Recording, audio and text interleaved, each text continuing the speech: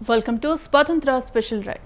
మనం ప్రతిరోజు తాగే పాల మీద ప్రైవేట్ సంస్థలు ఇస్తున్న ల్యాబొరేటరీస్ రిపోర్ట్లు ఆందోళన పడిస్తున్నాయి.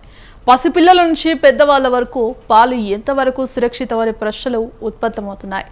గ్రేటర్ హైదరాబాద్లోని రోజుకి 35 నుంచి 40 లక్షల లీటర్ల పాలు సప్లై అవుతున్నాయి. ఇక తెలంగాణ వ్యాప్తంగా సప్లై అయ్యే పాల సంఖ్య మరింత పెరుగుతోంది. అసలు రోజు తాగే పాల మీద ఎన్ని రకాల టెస్టులు జరుగుతాయి? కెమికల్ టెస్టులు ఎన్ని, బయాలజికల్ టెస్టులు ఎన్ని జరుగుతాయి? టెస్టులు ఫెయిల్ అయితే ఆ పాలను ఏం చేస్తారనే దానిపై స్వతంత్ర టీవీ ఛానల్ ప్రత్యేక కథనం.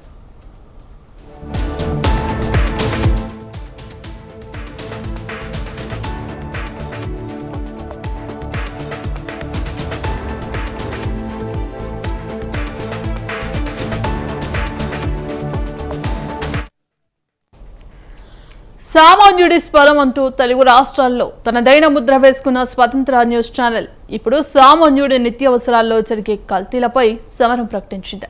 కల్తీ పాల వల్ల అనేక ఆరోగ్య సమస్యలు వచ్చే ప్రమాదం ఉంది. మూత్రపిండాల సమస్యలు, క్యాన్సర్, జీర్ణాశయ సమస్యలు, అతిసారం వంటి వ్యాధులు వచ్చే అవకాశం ఉంది. అంతేకాకుండా ఇలాంటి పాలు తాగడం వల్ల పేగులు దెబ్బతింటాయి. అంతేకాకుండా కొలెస్ట్రాల్ పెరిగే ప్రమాదం ఉంది. కల్తీ పాలు తాగడం వల్ల రక్తంలో షుగర్ లెవెల్స్ పెరుగుతాయి. కల్తీ పాలు పిల్లల ఆరోగ్యానికి మంచిది కాదంటున్నారు నిపుణులు.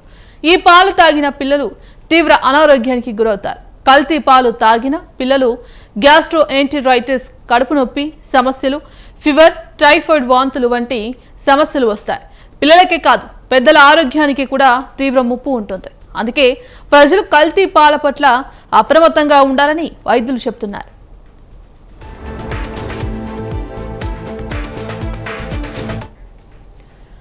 ప్రజలు రోజు తాగే పాల మీద వస్తున్న ఆరోపణలు, ప్రచారం మీద విజయ డైరీ అధికారులు ఇంటర్వ్యూ.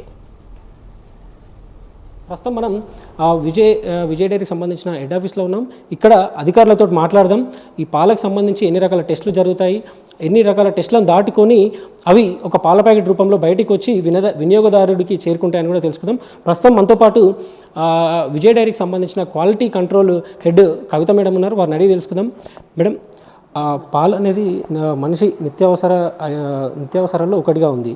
అయితే పాలకు సంబంధించి ఎప్పుడు కూడా కొన్ని కల్తీ పాలు బయటకు వస్తున్నాయనే ప్రచారాలు జరుగుతూనే ఉంటాయి, వార్తలు కూడా వస్తూనే ఉంటాయి.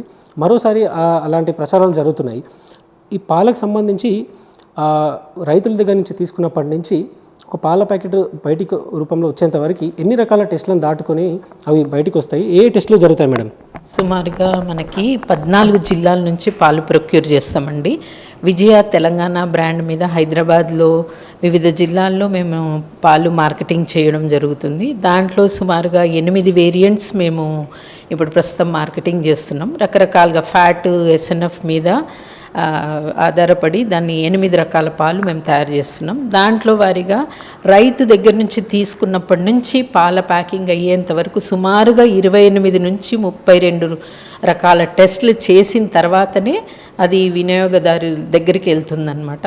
సో దీంట్లో తీసుకోవాల్సిన ప్రికాషన్స్ ఏంటంటే, రైతు దగ్గర నుంచి తీసుకోవాలన్నప్పుడు can to can lactometer reading అని, దాంట్లో పాలల్లో ఏమేం కలిపారు, సాల్ట్, షుగరు, రకరకాలుగా ఉంటుంది, H2O2, సోడా, ఇట్లాంటివన్నీ టెస్ట్లు అక్కడ క్యాన్ టు క్యాన్ స్క్రీనింగ్ ప్రాపర్గా అయిన తర్వాతే మేము కలెక్షన్ సెంటర్ నుంచి మా బిఎంసీకి వస్తుంది, బిఎంసీ నుంచి చిల్లింగ్ సెంటర్కి వస్తుంది, చిల్లింగ్ సెంటర్ నుంచి ట్యాంకర్ల ద్వారా మా విజయ డైరీ ఇక్కడ రావిరాలలో కొత్త ప్లాంట్ ఉంది, 5 లక్షల లీటర్లు సుమారుగా రోజు ప్రాసెసింగ్ చేసే పెద్ద మెగా డైరీ ప్లాంట్ ఉందన్నమాట. అక్కడికి వస్తుంది.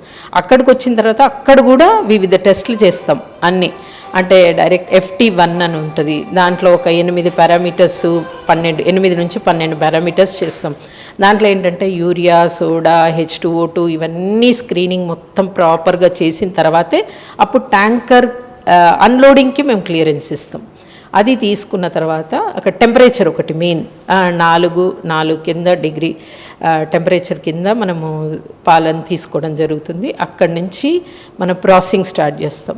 6 నుంచి 8 రకాల పాలు మనకు పాస్చరైజ్ అవుతుంది, స్టాండర్డైజ్ అవుతుంది, దాంట్లో ప్యాకింగ్ అవుతుంది. దాంట్లో మాకు 200 ml, ½ లీటర్, 1 లీటర్, 6 లీటర్ అలా పాలు కావాల్సిన మార్కెట్కి సరిపడా పాలు ప్యాక్ చేసిన తర్వాత మిగతాది ఇంకా కర్డ్ ఉందన్నమాట. ఆ కర్డ్ ప్లాంట్కి ఇస్తాం. తర్వాత టెట్రా ప్యాక్ ఐసిడిఎస్కి సుమారుగా రోజు 80,000 నుంచి 1,00,000 లీటర్ల వరకు టెట్రా బ్రిక్లో 1 లీటర్ ప్యాక్ ఐసిడిఎస్ సప్లై మా విజయ తెలంగాణ డైరీ నుంచి జరుగుతుందండి. అరబిక్ ప్లేట్ కౌంట్ అనేది కూడా అది ఎంత ఇంపార్టెంట్ మేడం ఆ టెస్ట్ అనేది, అది కూడా దీని ద్వారా డిఫైన్ అవుతుందా? లేదండి, ఇది ఓన్లీ మనకి కెమికల్ పారామీటర్స్ అండి. మనకు కెమికల్ పారామీటర్స్ ఒకటి. ఏరోబిక్ అనేది అది బ్యాక్టీరియాలజీ కింద మైక్రోబయాలజికల్ పారామీటర్ అంటామండి. అది ఒక స్టెరైల్ కండిషన్లో మనం టెస్ట్ చేస్తామన్నమాట. ఏదైతే అన్ఓపెన్డ్ శాంపుల్ ఉంటుందో దాంతోనే చేస్తే మనకు కరెక్ట్గా కౌంట్ వస్తుంది. ఏరోబిక్ అది సప్లై జరిగిన తర్వాత ప్యాకెట్ అయిన తర్వాత ఫస్ట్ ప్యాకెట్ తీసుకొని మనము ప్లేట్ కౌంట్ చేస్తాం. మీరు ఒకసారి ప్యాకెట్ కట్ చేశారనుకోండి, ఏరోబిక్ అంటే ఏంది, ఎయిర్ అనమాట, ఎయిర్లో ఉన్నది. సో మీరు ప్యాకెట్ కట్ చేసేసారనుకోండి, ఎయిర్లో ఉన్నదంతా ఆల్రెడీ ప్యాకెట్లో కలిసిపోతుంది కాబట్టి మనకు కరెక్ట్గా రిజల్ట్స్ రావు. సో దానికి ఒక లామినార్ ఎయిర్ ఫ్లో అని ఉంటుంది, దాంట్లోనే ఆ స్టెరైల్ కండిషన్లోనే మనము ప్యాకెట్ కట్ చేసి మనం టెస్టింగ్ చేయాల్సి వస్తుంది అనమాట. అదే అండి, ఇందులో ఓన్లీ కెమికల్ పారామీటర్స్ అండి మనకు వచ్చేది. పాలు ఏదైనా కింద పడినా కానీ అది ఆ వైట్గా కనిపిస్తే అది స్వచ్ఛమైన పాలని, లేకపోతే అర్థం లేకపోతే కాదని అదేమన్నా ఉందా? అట్లా ఏముండదండి, లేదండి. ఏదైతే పాలు అనేది ఉందో, ఇప్పుడు ఫుల్ క్రీమ్ మిల్క్ అంటారు కదండి, అది కొంచెం చిక్కగా ఉంటుందండి. టోన్డ్ మిల్క్ అనేది కొంచెం నార్మల్గా ఉంటుంది, వాటరీ లాగా ఉంటుంది. ఎందుకంటే ఫుల్ క్రీమ్లో ఫ్యాట్ ఎక్కువ ఉంటుంది, సో చిక్కగా కనిపిస్తుంది. టోన్ మిల్క్లో 3% ఫ్యాట్ అండి. కింద పడిన పాలతో మనం చెప్పలేమండి అది మంచిదో కాదు అనేది. సో అదే ఇక అధికారులు చెప్తున్న వివరాల ప్రకారం రైతుల నుంచి సేకరించిన పాలను అవి ఒక 28 కెమికల్ టెస్టులతో పాటు మైక్రోబయాలజీకి సంబంధించిన 4 టెస్టులని చేసిన తర్వాతనే అది పాలను వినియోగంలోకి తీసుకొస్తాము. ముఖ్యంగా పాలను 72 డిగ్రీల ఉష్ణోగ్రత దగ్గర వేడి చేసి 4 డిగ్రీల వరకు కూడా 4 డిగ్రీల దగ్గర దాన్ని చల్లబరిచి ఆ తర్వాతనే ఈ ప్రాసెసింగ్ అన్నీ కూడా స్టార్ట్ అవుతుంది. ఇక పాలకు సంబంధించిన ప్రమాణాలు వీటన్నిటికి సంబంధించి విజయ డైరీకి సంబంధించిన అధికారులు ఏ విధంగా చేస్తారు ప్రతిరోజు అనే దాని మీద కూడా ఒక పూర్తి స్థాయిలో వాళ్ళు మనకి ఎక్స్ప్లెయిన్ చేశారు. ఇక పాలకు సంబంధించి ఇవి పూర్తి